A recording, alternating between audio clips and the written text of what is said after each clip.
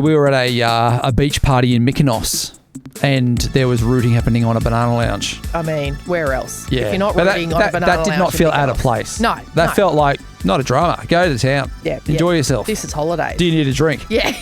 There's no competition in Altona. It's Jean. And she can get her legs up. She can get her legs up and keep them up for days. Oof. How old is she? 83. Good on her. But don't even bother trying. Can we be real? Hello, Bagsy. Hey. Can we be Michelle. real? Yeah, we can. You're very laid back and relaxed. I like it. Hey. Yeah, well, why not? Well, why not? Why not be? Okay, so... How you feeling? Really, What's the vibe today for you? the vibe for me is also relaxed. Yeah. It's chilled. It's tired, but in a great way. You know, Yep. You've been busy lately, haven't you? My favourite kind of tired is when you know you've earned it. Yes. You know, when you've worked really hard and then you finally get to rest. Yep. You know, chuck on a bit of bloody Phil and Kirsty, location with your dog. Yep. And you know you deserve this break. You know, that's the When best. don't you deserve that, though? Yeah, I always deserve it, to be honest. But sometimes more than others. My favourite kind of tired is when you're really exhausted and you're finally allowed to rest. Yeah. You know? My favourite person to rest with is my dog, Jacko.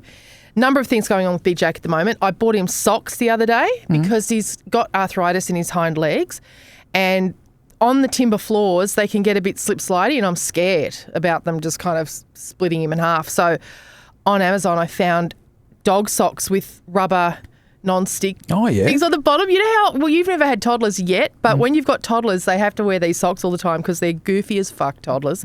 And they just fall down, slide around, bump themselves on everything. So all their socks have these cute little rubber patches. Well, now Jacko's got some. That's great. It is pretty great. And he got a bit of a gallop going yesterday, and I thought, that's the socks, isn't it, mate? At first he wasn't sure. He sat down and tried to pull them off. But then he gave it a go, and I think it's really helping. Now, this bloke in China, I think he's in China, let me check. The most expensive dog ever has been sold and bought. $5.7 million. Hang on, for a dog? For a dog. He's Indian, actually, this bloke who's bought this dog. Look at the dog, though. What kind of dog is that? It's like a husky or something, or is it a... I don't know. It's just, he's a good boy. It looks like a wolf. He's just a super good boy. And he's a $5 million good boy. How can you have a $5 million dog? What does that dog do that's worth $5 million? Don't know. Would you ever pay $5 million for a dog? Oh, yes. If I had $5 million, I'd pay $5 million for Jacko every single day of the bloody week. For Jacko? Yeah, he's the best. I don't think you'd pay... I mean, no offence. I don't have to, luckily. He's a bit older. Because some farmer dumped him by the side of a highway. So I didn't have to pay $5 million for him, but I would have. He's a bloody ripper. But this bloke, yeah, he's an Indian bloke. Oh, look, there's a lot going on, a lot to unpack, as Mia would say there. I mean, you know, it's such an interesting country with more and more poor people and super rich people. You know, this bloke's spending $5 million on a dog, and you've still got people living in extreme poverty in India. So that's fascinating in and of itself. But yeah, you feel like, shouldn't you be buying a tiger? Like, it's an interesting... Yeah, dogs just run of the mill. You can get a dog anywhere, mate. Yeah, get like a weird snake or a lizard or something exotic. You could get a dog for free out the back of a ute down the main street of Toowoomba any Saturday. So, but what specifically about this dog makes it worth $5? It must have some kind of... is it like a pure pedigree of a dog that was a king's dog one day or... One day. I don't know. I don't know what its lineage is, but it must have lineage. I've never bought a purebred dog in my life, so I have no idea, but I obviously... And why not? Because I like mongrels. I like a dog that's free in the back of a ute. I like a dog that's been left by the highway by a farmer. I like a dog with a backstory, with a hard luck story. I like to say to a dog, you know, don't feel like nobody wants you because you're about to come and live in bloody paradise, mate. I'm going to make you happy for the rest of your life, every day of your life. My goal is going to be to make you happy. I think I'm a pedigree guy. I've no doubt you are. Like that poodle that we had staying with us for the 3 weeks. Yep. Leo. Like that. I feel like that's the vibe that I'd like. I'd like my dog to look like what it was like on the packet, you know? Okay. So you wouldn't be interested in like some mongrel Kelpie mix? No. Well, you're mad. Because they're bloody great dogs. They're a bit of fun. Well, I love Jacko. Jacko's a great time. Jacko's, yeah. But also, he's an old boy now. You should have seen him when he was younger. He was, you know, he used to knock the kids over constantly. And how great. Yeah, it's just a bit of fun. And they needed hardening up. You know, you're 3 years old. Harden up. He's going to knock you down. Like, get your head around it. And they You're did. trying to find out why this dog is worth $5 million. You can't find it. I can't find it. There must be a reason. Except that things are only worth what someone's prepared to pay for them. That's what I suppose is the answer to what makes this dog worth $5.7 million. It's pretty great. And then the other story that I found, like as I'm marvelling at this $5 million dog, I mean, it's just a stunning big unit, and I get it. But I wonder how long it will live is the other thing, because it's so depressing. You'd want to have some insurance on that thing, wouldn't you? Well, yes. On your $5 mil. So Jacko must be 13 because he's 2 years younger than the kids. And, you know, when they get to 12, 13, you're just thinking, oh, my God. Hang around. Yeah, it's just an awful feeling of understanding that they're nearing the end of their life, basically. So I didn't pay $5 million for this guy. How much you pay? Jack, $200. Far out. Yeah, and that was vaccinated and desexed. Bargain. Bargain, right? Yeah. Because I didn't find him on the highway, sadly. Someone else And he doesn't really cost you much money either. Like, he's been a pretty... runs on the smell of an oily rag, mate. That dog. Yeah. No dramas. Eats cat biscuits, eats half of my dinner every night. Easy. But Jake Gyllenhaal, he is another dog guy. You know that actor? He loves his dogs. He's always famously walking around Hollywood with his dogs. He got his dog desexed because he is a responsible owner. But what he took it a step further, and he got sort of fake testicles implanted into his dog to boost its self-esteem. Now, what do you think about that? Would it even know? Look, how would a dog know that it's got fake balls and now it's going to feel more like a man? I suppose the dream is that he doesn't know they're fake. He's just like... Oh, they're back. Gone to... Yeah. He's just got a bucket These were off me, but now they're back. Bucket around his head again and gone, I don't know what's happened, but I grew my balls back. Bloody, they love my balls back there. Yeah. They keep touching them, taking them off, putting them back. What the fuck's going on with... I love this guy. I mean, what a kook. And I would find that very attractive if a guy said to me, look, I was just worried about my dog's self-esteem. So I'd be like, oh, that's... Do dogs have self-esteem? Well, do they have... Jacko has a very strong sense of self. How do you know? I mean, you've met him. Like he's not nervous about anything. He doesn't feel the need to try and please people. He's not going to fetch anything or anything like that. He's like, oh, what do I look like, you know? He's just a big bloke, big unit. Yep. He'll nip you Yep. if he doesn't like something that's going on. When I tried to put one of his socks on, he gave me a little... Yeah, okay. Yeah. So he's a very good communicator. But I don't think... And he's never had nuts. Jacko doesn't even have a tail. Yeah. And it's the kind of dog that should have a tail, right? Because Well, his breed is a stumpy tail Australian cattle dog. Ah, okay. Yeah, so he was born without a tail. And some of his siblings did have tails. But he doesn't seem to be... I don't think his self-esteem has suffered from not having a tail. Sometimes you have to wipe his bottom. And I think that's probably tail-related. Yep. And even then, I don't think he has bad self-esteem. When I'm wiping his bum, He's happy. he's like, whatever. Go for it, mate. Yeah, wipe away. It happens. Yeah. Yeah. So He's chill. He's a very chilled out, beautiful unit. But $5.7 million.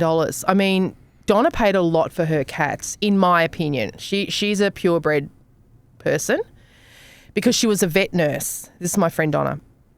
And so she doesn't want complications and she doesn't know about and all that kind of... That's her attitude. She's like, I get it. I've seen too many people come in and go, oh, I found this animal, or I, bought it out the back of a ute down the street or whatever.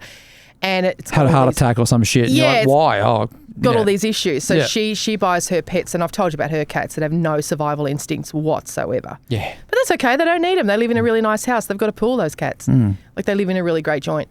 But what sort of dog do you think you will go for, a Leo kind of dog? I think so. Why not? I know. He was pretty great. He was, yeah. I think we're in August this year. We're going to, I think, pick a dog up. Will he be a work dog? Like, will you bring him to work here, or what sort of... Oh, he could be, I guess. What sort of... Yeah, I guess he could hang out here. Would you like to hang out with the dog here? Of course I would. I'd love to. It'd make the environment here better, right? If we had a dog in here. Yeah, very okay. good for our mental health, very good for our emotional health Yep. and all that kind of stuff. Great. I wonder how much... Do you know how much he's worth? I think he's about $5,000. Shit! Yeah, they're about $4,000. Yeah, I think so, for that kind of dog. Because we were looking into it, so I guess that's a pretty expensive dog, isn't it? I reckon. Yeah. But I could well, be... especially if you're getting Jacko for $200. you know. Yep. And he fell off the back of a truck, so I probably could have got him for nothing if I'd gotten there earlier. Yeah. Wow. Okay. That just that boggles my mind. Is that a wow okay moment? Yeah, I don't know if that was a wow okay moment. Well, just because I know lots of, like Donna, I have lots of good friends who are like, yeah, so I paid $8,000 for this chihuahua. And I'm like, you fucking what? Yeah. And, you go to the Lost Dogs home. It's like, depending on how many they've got, they might cut you a deal. You might get, you get one for a couple $100. But no, I get it. At least you know exactly what you're getting. Yeah. No, I know people that do that as well, where they go and do the, it's a high risk. You know me, I don't really like responsibility. Yeah. So if I go and pick up a high risk dog that's going to become a responsibility, I mean, I guess a $5,000 dog could become a big responsibility with health problems and all that kind of stuff as well. Who knows? It's a lottery, isn't it? You want to keep your receipt. Yeah. In case you've got any dramas. Yeah. You want to be able to go, listen. This one's fucked. Can I exchange this one? Because, wow. I wonder if people have done that before. Oh, people return pets all the time. Do they really? Yeah, all the time. Huskies have a massive return rate because they're mad. Like they look, oh God, look at my heart. It looks like a wolf. Oh. And they're such crazy dogs that people. One of Jacko's brothers was returned actually because the lady rang me and went, do you want another one? And I was like, no, one will do me. Because as I say, he was mad when he was a baby. So yeah, people do all the time. But I mean, people return children. People adopt children and go back on it. That's true. Right? So you got to be very serious about it. But I feel like, I don't know. What do you feel like? I was going to say, I feel like a wrong dog is easier to turn around than a wrong kid. Yeah. But maybe I don't know. I love dogs. Yeah, I don't know. How wrong would a kid have to be for you to take it back? Oh, it's so brutal, isn't it? It is. So cruel. Yeah.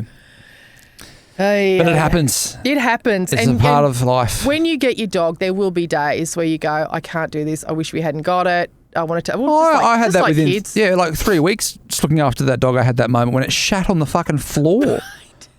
Fucking hell. And here I am picking up shit off the floor. I'm thinking, this is not the life I want. Right. My brother's got a new-ish dog, Hazel. She's still a baby, but she's big, and she only shat on his guitar pedals.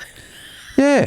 Out of the whole house and the whole backyard. This wasn't a problem a few weeks ago. Now I'm cleaning shit off my fucking guitar pedals. Yeah, crazy. And she wags her tail so hard. This is so sweet, but she's costing them a fortune. She wags her tail so hard, it's kind of the skin is split.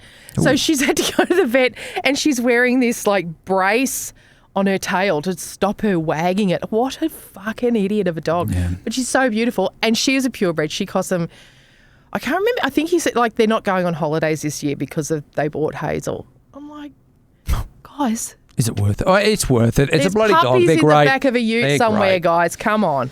All right. If you've got a secret you want to share it on the podcast, all you have to do is go to the link in the bio. This is the first secret for today. I unfollowed my boss on Instagram, but still react to her stories using a second burner account. So she doesn't notice. It's a fine art. Yep. I've done that. Unfollowed ex-bosses and things like that. Have you ever followed the boss in the first place? No, but I do have some finsters, fake instas, to follow people who I don't want to know. But then why would you like the... Yeah. What's the point of that? I don't know. Are you trying to... do you secretly like your boss and you don't want them to know? I don't know. Yeah. I don't know. But I think, do most people have multiple social media accounts, do you think? Do we have our real one and our stalking one? It's becoming more common. Stalking one. Yeah. Yeah. The one to... Yeah. Find out what's going on. Yeah. When perhaps you don't want them to know that you're still looking or whatever. I know my kids have got multiple accounts on everything from Roblox to TikTok to everything. So maybe that's the go moving forward. And also, no one uses their real names anyway, do they? I remember a time when people on Instagram and Facebook all had their real names. But now on Instagram, everyone's, Butterfly Girl 69 or whatever. Yeah, right. Right? They're all just no one's being real. So... I mean, fill your boots, style. If that's what you want to do, have your finster and look at what your boss is doing. Are you someone who will follow a boss? Like if you work back in the past, would you follow your boss? Would you follow like Lachlan Murdoch? No. On Facebook? No. And if they tried to friend me, I just pretended I never saw it. Have you ever had a boss try to friend you? Yeah. Right, and you just ignored it? Yeah. Yeah. No, mate. No. Yeah, because they're kind of keeping an eye on you, you know, like they're watching what's going on. You're putting up a photo. It's creepy. If you call in sick and then you've put a photo up of you at a party. I mean, I've seen it done. I was going to say you wouldn't do that, but I have seen it done. Oh. A guy I worked with who called in sick and then was all over the University of Queensland Facebook page at their toga party the night before. It's been done, yeah, but I wouldn't do that. But no, I just feel like it's like, we're not friends. What are you doing? Yeah. What are you doing? What are you doing? All right, how do you file that one? Perfectly understandable. Yeah, sounds boring, but it's perfectly understandable to me. Go for it. All right, here's our next secret. There's a girl in my Pilates class who always brags about her flexibility. You go to Pilates, don't you? Well, not You've done it on and off. Done it. Yeah. Yeah, and Jean, remember, was 83 and very, very flexible. She didn't brag about it, but she was amazing. Picture a classic eastern suburbs girl who's bragging about the flexibility. I pretend not to know moves, then casually do the splits right next to her. Hustler. She hates me and I love it. Funny. Yeah, this is like a pool game where you go, oh, I can't play. We should like bet $5. And you slowly just go down like looking at her. I love it. Yeah, God, some of those girls can get really... See, this is what's great about living in the western suburbs, I have to say, is... It's not competitive in a flexibility kind of way. It's not competitive in... I'm not going to say any way. I think there'd be some kind of competitiveness going on out there. I don't think so. How's your lawn look? No. Or maybe I just am not picking up on the cues, but... no, I mean, I know a lot of women in the western suburbs and none of them... We don't get that. Yeah. Put it that way. We don't get... I know the vibe you're talking about. We don't get that vibe out where I live, and it's so great. And I've... What is the achievement? I mean, being flexible, it's fantastic. Good on you. It means you've got a great... Flexible body. Flexible body. But, like, what's the achievement, though? It's not really an achievement, is it? I think... Does it make people... Some people are just, like, competitive about everything. This is what I'm saying. This culture... Can you do the splits?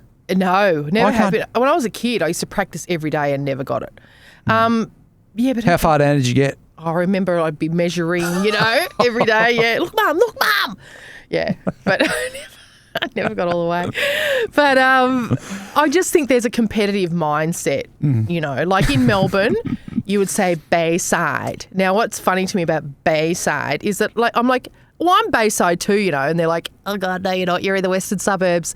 They consider Bayside to be Brighton, Hampton, and they're just it's a whole vibe. It's a whole thing. I mean, just check out their social media, it's this kind of vibe. And it's so fun because they're like, oh God, what's the government going to do about the criminals coming into our neighbourhood?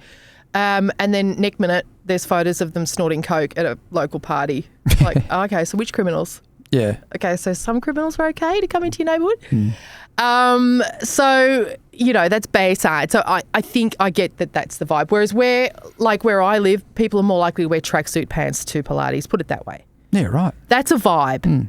Tracky Dacks from the good people at Anco at Pilates is a very different vibe to this competitive who can stretch, who can get the splits better, who can hold their legs up higher. Because it's Jean. Okay, there's no competition in Altona. It's Jean. And she can get her legs up. She can get her legs up and keep them up for days. Oof. How old is she? 83. Good on her. So don't even bother trying. Let's get into how do you file that one? The Pilates, the jealousy in the Pilates class. I mean, you've got to fight fire with fire. If that's the environment you're in, if you have to, take a bitch down with your flexibility, then do it. Yeah. Let's get into our first audio secret for today. Hi, Michelle and Simon. My secret is pretty scandalous. I once blew off a bloke in full view of everyone on a nice sunny June day in Crystal Palace Park in London. He just rubbed me off and I wanted to repay the favour, but might have got a little bit carried away. The worst of it was I thought he would be keeping a lookout for anyone approaching, but when I asked him about it afterwards, he said that he's short-sighted and wouldn't have been able to see anyone anyway. We got away with it, and that was a pretty frisky day. Oh, it's a bit hard to keep your eye out with your eyes rolling back into your head as well. But I love how she said in a park in London. She blew off a guy. I was like, it took me a minute to... Oh, you mean blew or sucked off? You mean either of those things, but you've combined them to be blew off. Yeah. Yeah. Okay.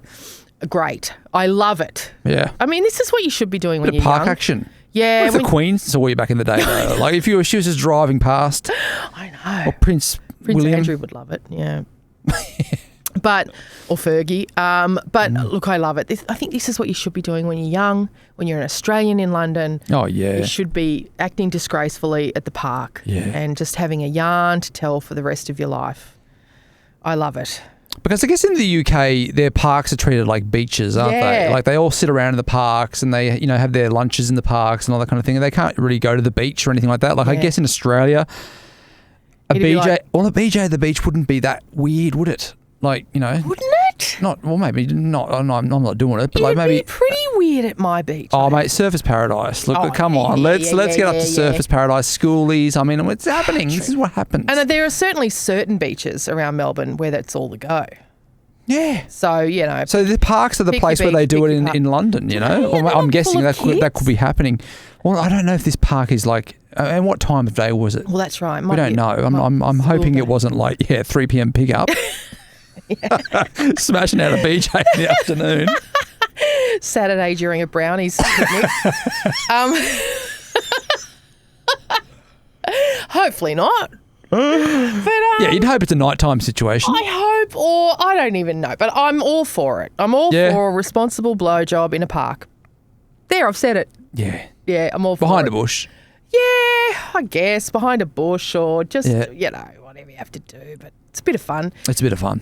I mean, we've all seen people having sex in public, haven't we? I have not. I've seen people in other apartments, like when you're looking out of your apartment and you can look into another and you're like, oh, fuck, they're having sex over there. I won't watch this. Yep. No, I saw a couple having sex in the street here in Sydney once from a taxi and it was early. It was like 9 a.m. And I was driving from the airport to a hotel and it was right around that park. What's that big park in the middle? Hyde Park? Yep.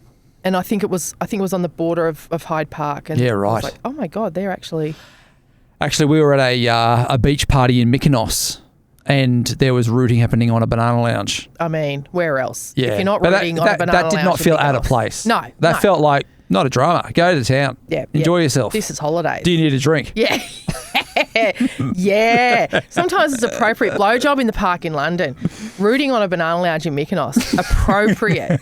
Yeah. Hyde Park, 9 a.m. on a Thursday morning. I'm not sure. Yeah, no. But this is in my town. Yeah. So I don't know. But, great. Well done. Yeah. I'm going to file that under I love it. Yep. Good work. Let's get into our next audio secret. Hi guys, my secret is Nick Cave thinks I'm a dickhead. I met him once at the airport, fangirled so hard. I was telling him shit he doesn't care about. I was dating a guy sort of looked like him. I felt like I had to tell him that. I know someone who shares a birthday with him. I had to tell him that. The poor guy just stood there, smiled and nodded politely, didn't say a word. Then I asked for a photo and I let him go and I'm still embarrassed about that moment. I think a celebrity loves it, don't they? When you've got a moment like where you're showing that you love them and you're interested in them. They're not going. Yeah. Nick Cave's not going to. I think he's used to it, and I think he's had weirder. So yeah, and he's probably not getting it that much anymore anyway. He doesn't get it. Don't worry. He gets it. You don't get the it. Wizard. You don't get it. The wizard guy. He's just Nick Cave, mate. So okay, so. Nick Cave gets I think he'd love it. A lot. He gets a lot of attention. We know that. And I think he would love it. And I think that he's had weirder. And I think it sounds like you're very sweet. Yeah. Yeah, it's fine. I'm sure he, to be honest, forgot about it 5 seconds after it happened. Famous people. Have you ever had an encounter with a famous person where you've said weird shit to them that you're like, fuck, why did I say that I was a very creepy fan to Bono. Yeah, right. In about... 1989 or 1990. Where was this? Brisbane.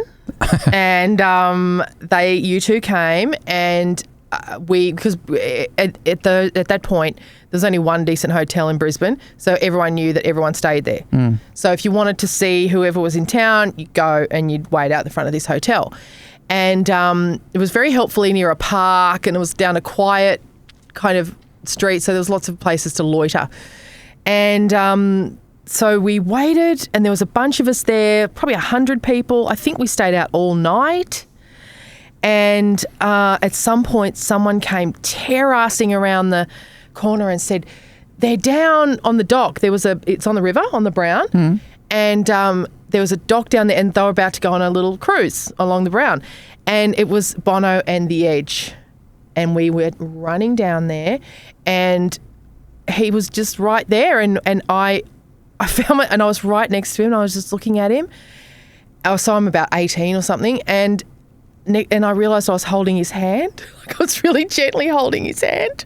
And he just kind of looked at me and looked at my hand, and then but he gave me a hug. He was lovely. And we all got photos with him. Now, did he have the shoes on, the lifts? Because he's a shorter fella, isn't he? He's a little fella, but he's not, he's at least my height. So I don't know if that's with lifts or without. I wasn't looking at his feet. But, I've lost the photos. Did he have the glasses on? No. No. Because you know how Bono has his glasses? It was the Fly era. Yeah, it was the first sort of days of the big glasses. But I got... Was he friendly? Beautiful. Yeah. Super friendly. But you were a bit embarrassed after that. Yeah, because I was just standing next to him like that and holding his hand.